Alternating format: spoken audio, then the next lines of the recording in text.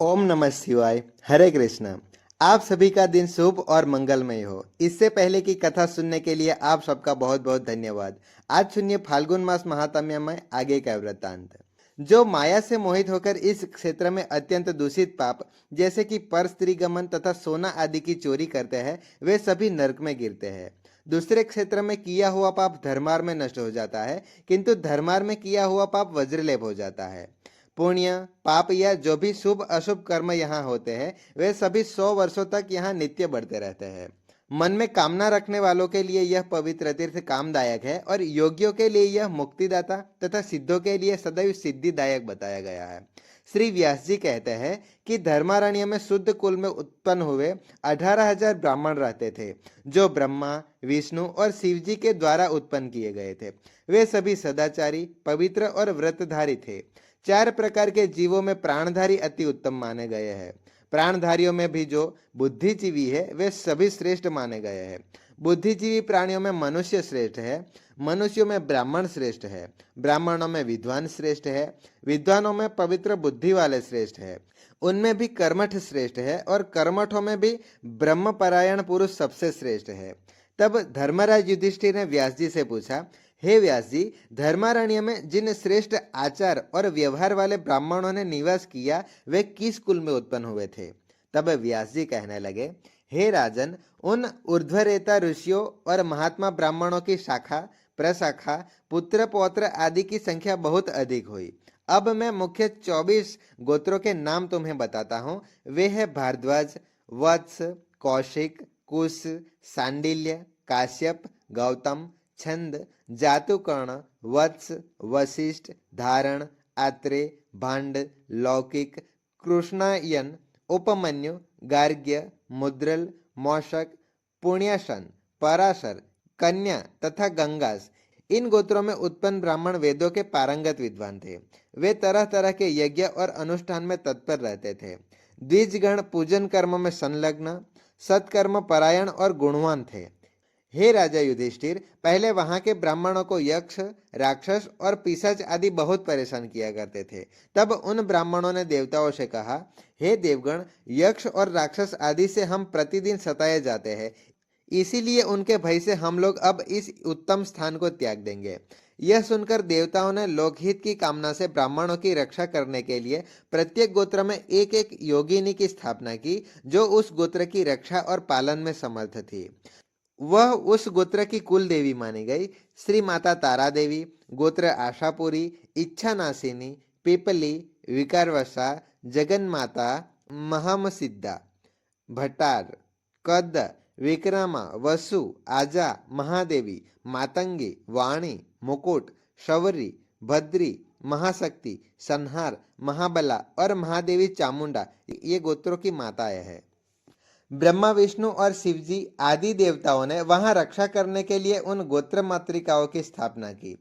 वहां के स्वधर्म परायण श्रेष्ठ ब्राह्मण उन सभी योगिनियों की पूजा करने लगे। तभी से योगिनियों द्वारा वे अपने अपने समय में सुरक्षित हुए। सभी ब्राह्मण स्वस्थ और पुत्र पौत्र से संयुक्त हो गए। राजन, 100 वर्ष बीतने के पश्चात श्री ब्रह्मा, विष्णु और शिवजी धर्मारण्य को देखने के लिए प्रातःकाल सूर्योदय के समय उस उत्तम विमान पर विराजमान होकर आए। उस समय ब्राह्मण लोग समिधा, पुष्प और कुशा लाने के लिए आश्रम छोड़कर सभी दिशाओं में चले गए थे। आश्रम सूना सा था। उस निर्जन आश्रम को देखकर महादेव जी ने भगवान से कहा, प्रभु, यहाँ के ब्राह्मण तो बड़े कष्ट में है, इसीलिए उनकी सेवा के लिए कुछ सेवकों की व्यवस्था करूं, ऐसा मेरा विचार हो रहा है। भगवान शंकर के ऐसे वचन सुनकर श्री विष्णु कहने लगे, ठीक है महादेव। फिर वे ब्रह्मा जी से कहने लगे, हे ब्रह्मा, आप यहाँ ब्राह्मणों की सेवा के लिए कोई उपाय कीजिए। तब भगवान विष्णु का यह आदेश सुनकर श्री ब्रह्मा जी ने कामधेनु का स्मरण किया। स्मरण करते ही कामधेनु उसी क्षण वहां आ गई। तब ब्रह्मा जी ने कामधेनु से कहा, हे माता, इन ब्राह्मणों की सेवा के लिए प्रत्येक के लिए 2-2 शुद्ध हृदय वाले अनुचर की व्यवस्था करे। तब बहुत अच्छा कहकर कामधेनु ने अपने खुर से धरती को खोदा और हुंकार भरी। इससे 36,000 चोटीधारी मनुष्य प्रकट हुए। वे सभी महाबली वैश्य थे। उन्होंने यज्ञोपवीत धारण कर रखा था। वे सब शास्त्रों में चतुर, ब्राह्मण भक्त, ब्राह्मणों का हित चाहने वाले, तपस्वी, उत्तम आचार वाले और धार्मिक थे। उस समय उन ब्राह्मणों की रक्षा करने और उनकी सेवा करने के लिए एक एक ब्राह्मण के दो दो अनुचर अर्थात सेवक दे दिए गए। राजन, ब्राह्मण का जो गोत्र पहले बताया गया था वही उसके अनुज का भी हुआ। इसके बाद ब्रह्मा जी ने उनके हित के लिए कहा, तुम सब लोग इन ब्राह्मणों का कहना मानो और इन्हें जिस जिस वस्तु की आवश्यकता हो उसे लाकर दिया करो। हर दिन समीधा, कुशा और फूल आदि लेकर आओ। हमेशा इनकी आज्ञा के अनुसार चलना। कभी इनका अनादर मत करना। जात कर्म, नामकरण, अन्नप्राशन, चूडाकरण, उपनयन आदि संस्कार और जो भी व्रत, दान, उपवास आदि कर्म प्राप्त हो उन्हें इन ब्राह्मणों की आज्ञा के अनुसार ही करना चाहिए। इनकी आज्ञा लिए बिना जो भी दर्श यज्ञ, श्राद्ध कार्य या फिर कोई भी शुभ कर्म करेगा वह दरिद्रता, पुत्र शोक और कीर्ति नाश को प्राप्त होगा। तब उन अनुचरों ने बहुत अच्छा कहकर देवताओं की आज्ञा शिरोधर्या की। इसके बाद इंद्र आदि श्रेष्ठ देवता कामधेनु की स्तुति करने लगे। हे अनंत, आप देवताओं की माता और सभी यज्ञों का कारण हो। आप सभी तीर्थों में उत्तम तीर्थ हो। आपको सदा नमस्कार है। आपके ललाट में सूर्य, चंद्रमा, अरुण तथा भगवान शंकर विराजमान है। हुंकार में साक्षात सरस्वती जी वास करती है। गले के कंबल में नागों का निवास है। खुर पृष्ठ में गंधर्व और चारों वेद है। और आपके मुख के अग्रभाग में समस्त चराचर तीर्थ स्थित है। इस प्रकार तरह तरह के वचनों से प्रसन्न की गई कामधेनु स्वर्ग को चली गई। उन वैश्य के विवाह के लिए भगवान शंकर और यमदेव ने गंधर्व की कन्याओं को लाकर उनकी पत्नी के रूप में स्थापित किया। विश्ववसु नाम से प्रसिद्ध जो गंधर्व के राजा थे, उनके यहाँ 6000 कन्याएं थी। वे सभी रूप, यौवन और उदारता से संपन्न थी।